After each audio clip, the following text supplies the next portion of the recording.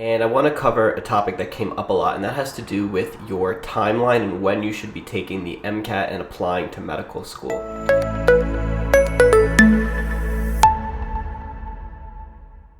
So I just got off a coaching call with a bunch of my pre-med students, and I want to cover a topic that came up a lot, and that has to do with your timeline and when you should be taking the MCAT and applying to medical school. So basically what most students don't realize is how long the pre-med application process, or the medical school application process, really is. It's a full year application. It's not like college where you apply and in that same year you find out where you're going and then you start school without any gap. If you're going to be applying to medical school in your senior year, your last year of college, you're actually going to be taking an entire gap year, and you're going to have to do something during that process, whether it's clinical experience, research. You can go travel, you can take a job that's technically not related to healthcare, but during that entire year, you're going to be continuing to go through the application process with secondaries over the summer, and then interviewing, and then waiting for schools, and it's really a long process. So for those of you who are trying to go straight through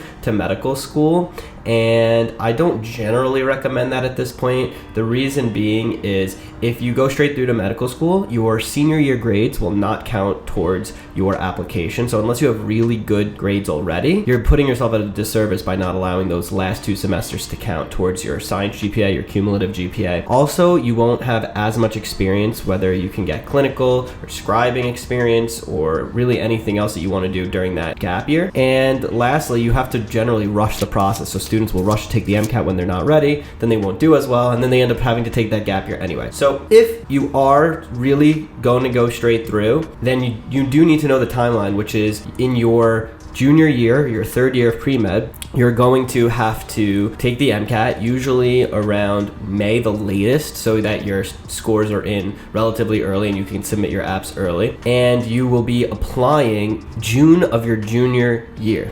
Then all through senior year, well, that summer going into senior year is when you're going to be writing all your secondary essays, so that's each school's application. And then after that, during your senior year, you're going to be going on interviews. Now, some students, and I was talking to a couple of our students, they know they're doing a master's program, or they are it's gonna take them 5 years to graduate, or whatever it may be. In that case, if it's gonna take you an extra year of classes, but you still don't want to take a gap year after that, so you still want to go straight through in the sense of you never really stop class, you go from finishing the 5th year right into medical school, then again in your 4th year or your senior year, you're going to have to be applying, not in that additional 5th year. If you start applying in that additional 5th year, well, then you're going to have to take, again, a gap year after that. So good to know how the timeline works. When it comes to knowing when to take the MCAT, obviously you have to take it before your application goes out for the most part. Some people will submit an app and then take the MCAT, and the score comes in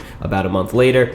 But generally, it's good to have your score back before you actually press submit on the application. And so if that's the case, I like to have our students take either the January test date, because you have all winter break to study without any distractions. Usually you're off from classes, and I do like students having a dedicated study period before going into the actual exam.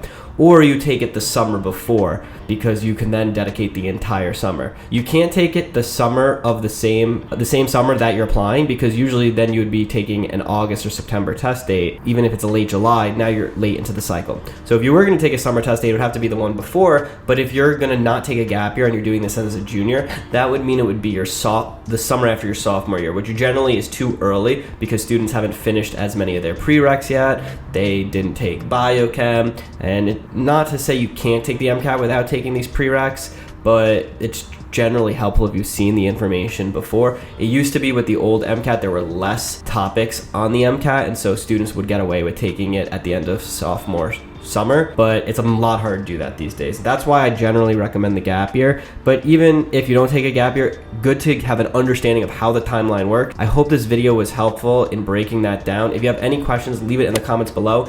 And if you're interested in getting help and being on these coaching calls and having a full MCAT prep program, help in your classes and through the admissions process, then you can click the link below and schedule a call with me or someone from my team. We'll break down everything that you're doing as a pre-med student and see if our program can help. So schedule that. If not, Hopefully you get some value from these videos. Please like and subscribe so this content can be seen by more pre-meds that need it. And I look forward to seeing you in the next video.